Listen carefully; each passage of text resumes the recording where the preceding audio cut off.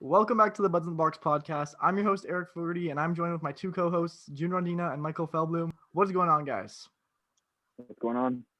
What's going on? Well, I am ecstatic once again. I'm over the moon excited because the Leafs once again beat the Vancouver Canucks to take the 3-game series and now move to 10-2-1. Wow, what a game, guys. Yes. Well, The actually, Leafs didn't not a play game. that well. What, not a game? Yeah, they didn't play a very good overall game. So But you know who did? Who? Who did? Frederick Anderson played a I very agree. solid round game. Frederick. Yes, I agree. That he did. But let's dive into the game and see how it unfolded. So I have right in the first period, Riley scores, and there was no assist, but I think the assist should be given to, I believe, Zach Hyman. But Yeah. Nate Smith goes to clear it. And another defensive error from the Vancouver Canucks leads to a Toronto Maple Leafs goal. And I'll take it happily. But yeah, what were your guys' thoughts on that goal? Yeah, so I mean, it was unassisted for some reason, but Hyman did all the work in front of the net, and he got the puck to him. I don't know if he knew it was there or what, but Oh, he definitely either did. way, he got the puck to him, and it was just a nice shot by Riley, my new fantasy player. So Yeah, I was Super just excited. ecstatic about it, as I have Morgan Riley on my fantasy. Not for long, but I now have him, so I was very excited about that goal. he was part of a 3-way trade. I wanna ask the viewers, all our viewers, who think won our fantasy trade after. Okay. We'll do it at the end. All right. End segment. We did a 3-way trade in our fantasy league, so we'll see. We did a 3-way, guys. That's where you guys laugh. That's where you guys are supposed to laugh. So. That wasn't funny though. All right. Well, the one thing I noticed at the start of the game, the Leafs came out. I mean, the game started off a little bit slow, but the Leafs still looked like the better team. But as the first period went on, I mean, the Vancouver Canucks just flat out outplayed them. Yeah, it was the shots. Like, I don't know how they won with 19 shots, but going into the third period, they had 7 shots on net, which is just crazy. Yeah, exactly. So I mean, looking at the box score here, we'll go through after you go through some of the other stuff. We'll go through some other stats like face-off percentage and stuff like that. So all right, sounds good. Anderson made that save right at the end of the period. I think you guys caught that because we all texted the group chat saying how good of a save that was. On Bailey. That was definitely a momentum shifter right there. If not like much changed, but overall that definitely hyped up the bench, got our goal scorers scoring goals, and not like they're taking a lot of shots, but got the puck in the back of the net in the game. Yeah, I mean, if the Leafs can keep the puck out of their net, all they have to do is score one goal and they win the game. Exactly. So Freddie did. Yep. And then the last note I had here was Leafs had the lead even though they were outplayed by the Canucks. And then that momentum it stayed the same. Going into the second period, the Canucks were all over the Leafs, and it showed. I believe they scored a goal. Yeah, Pettersson on the power play 9 minutes in. But one thing I did want to talk about before that is, so one thing I noticed is there was a lot of line combinations and different lines that were playing together tonight, other than the Matthews, Marner, and Hyman line. Like Tavares was playing with like Boyd at one point and Nylander, and then it kept shifting. So what do you guys think they were about doing? It was because they were playing 11 forward 7D. So instead of going with 3 lines and then the fourth line having 2 guys on it and them rotating, it was the second line had 2 guys on it. It was Tavares and Nylander, and then they were rotating a bunch of guys through. I don't know, they broadcasted during the game, but there was like a time on ice with Tavares. So obviously Nylander was like the same, and then Matthews had like 3 minutes with them, and McAvoy and Boyd and maybe one other guy. But I don't know. It was interesting, but over here, like, it's weird because Tavares had 18 minutes of ice time, and Matthews, Marner, and Hyman all had upwards of 24 minutes. So I don't know. I don't know if that should be the case all the time. I mean, Marner, Matthews, and Hyman. Those are the guys that have been like consistent. So Yeah, it but might I be mean, a wake up I think call for I think you got teammates. to give Tavares a little bit more ice time than that. He's got to be over 20 minutes, I think. Yeah, because I mean, there's two strategies when like you have to get a guy going. It's either bench them and tell them to wake the fuck up, or just keep playing them so they can get their rhythm. I'm sorry for swearing. I'm so sorry. Exactly. It's no problem. And yeah, that's definitely an agreeable statement from both of you. Yeah. And then after that, Pedersen gets that snipe 10 minutes into the period, and would you look at that? Hughes gets his one assist on the Yeah, power of play. course. Yep. That shot was fast in slow-mo. That's how fast the shot was. Yeah. Like they slow-moed it and it even bounced out of the net quick there. So that was just a beautiful snipe. Yeah. Nothing Yeah. Freddie could really do. It's just that I just to touch on Hughes once again, it's like the Rip on Hughes podcast, but I'm not trying to rip on him. I'm not trying to. I'm just observing him. He gets his one assist a game. That's fine. That's fine and dandy, but you could see on Kerfoot's goal. It was Kerfoot's goal. I don't know who was pressuring McCabe. Hughes, but it was unbelievable. He looked so bad. He got like a little tap and he panicked. He was going back into his own zone. He got like a little tap from McCabe. He panicked, and all McCabe did was lift his stick and turn around. And he got the puck off him. It was a terrible defensive play. I don't know. Mm-hmm. Not to rip on him again, but it's just like, I keep noticing these things when I watch him. Maybe I'm like just watching for bad things now, but I don't know. It's because he's always on the ice. It's hard to miss when he makes a mistake. Yeah. Yeah, it's true. That's true. So, but yeah, Hughes gets his assist, and then near the end of the period, the Leafs started to wake up, but it wasn't really looking too good for them. So, No. but I guess something changed. I didn't catch the first 10 minutes of the third period, Okay. but they started off the period really well. The first shift, Tavares had a couple whacks at the puck in the crease. They were like it was Tavares's line. Tavares, Nylander, and McAvoy started the game and started the period, and they had like a full like 1 minute offensive shift to start the period. That was basically the turnaround, and there was no going back at that point. Yeah, I turned the TV on right when they scored that the goal by Matthews, and I looked at the shots. I'm like, Leafs have 10 shots this period. They didn't even have 10 shots on them. Yeah, they went crazy in like the first 10 minutes, and then Matthews scored, and it was kind of the momentum was so like shifted at that point that it was over. Like I knew it was over after the second goal. So. Oh yeah, the Vancouver Canucks didn't even look like they were trying when they pulled their goalie. Yeah. Yeah, but it was weird. Just to recap those goals, so 9:22 Matthews from Marner and Sandin. That's Sandin's first point of the season. Can we talk about Sandin quickly? Yeah, you go ahead. Sandin had 5 minutes of ice time, 1 shot on goal and 3 hits, and an assist. So, and he was +1. So that's really good. Those numbers are unbelievable, and they only gave him. He was the least played defenseman, obviously, out of all of them. 5 minutes. The next guy was Lettinen, who had 12. So those numbers are really good. He had the most hits on the team, I think. Only Matthews had 4. That was more than him. So that's a huge presence for that. I think they have to keep playing him now. Yeah. What do you think? Keep putting him in the lineup? They might have to. Like, it seems that 7 defense for them, like, it works. Other than like it kind of messes up the forwards. I mean, well, without Wayne Simmons now, it seems like a thing to do. I don't know. With 5 minutes of ice time, that's a good stat line. So. Yeah, for sure.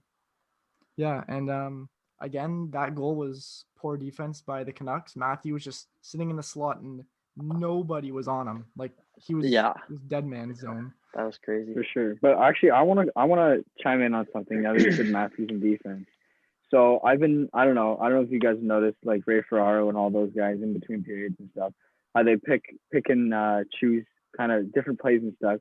And I don't know if you guys have been noticing, but Matthews' defensive stick and play is like brilliant compared to last year. Like I just find he's evolved so much as a defensive player. Like he's using his body, he's using his stick. You know, he's doing everything. Like he's starting those breakouts now, and next thing you know, like someone's on a 2-on-1 just from him winning a battle in the corners that he wasn't winning with like in previous years. You know what I mean? Like he's digging now, and I'm loving it. I don't know about you guys.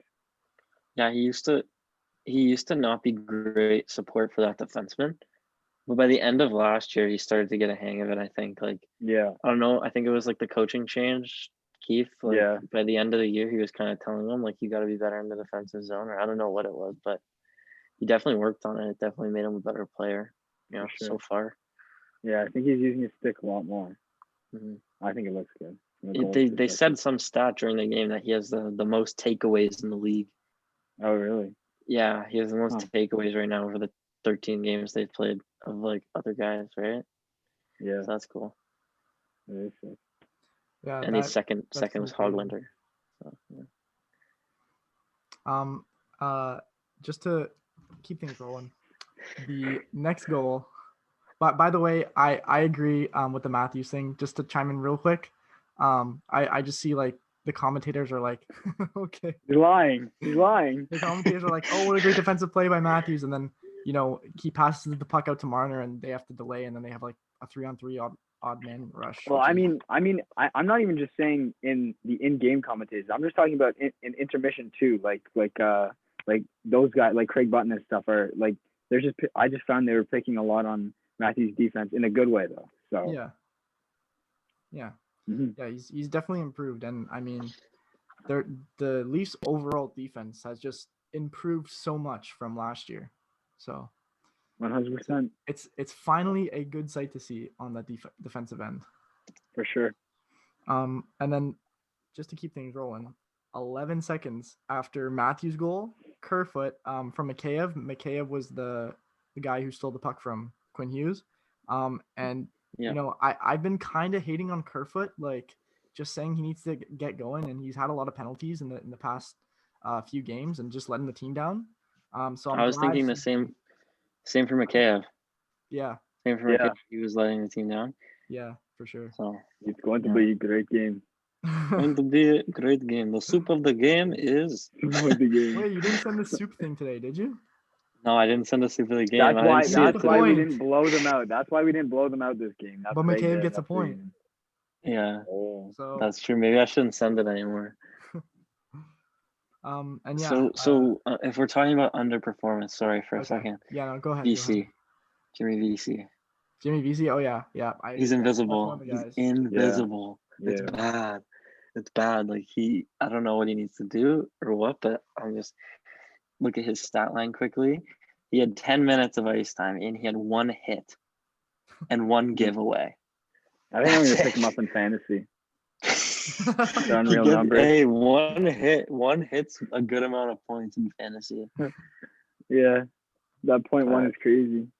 But that's bad. Like 10 and a half minutes of ice time and to get 1 hit, that's it. I mean, come on. Get a shot on goal maybe, Yeah. A little bit like of offensive presence. He's like, it's not even like it's not even like it's just like he's not there on the offense. He's not even there on defense. Like you don't even see him. He's like evolving backwards for Matthews, exactly like what we were just talking about. He's not doing what Matthews is now doing, right? It's like, yeah, you know what I mean?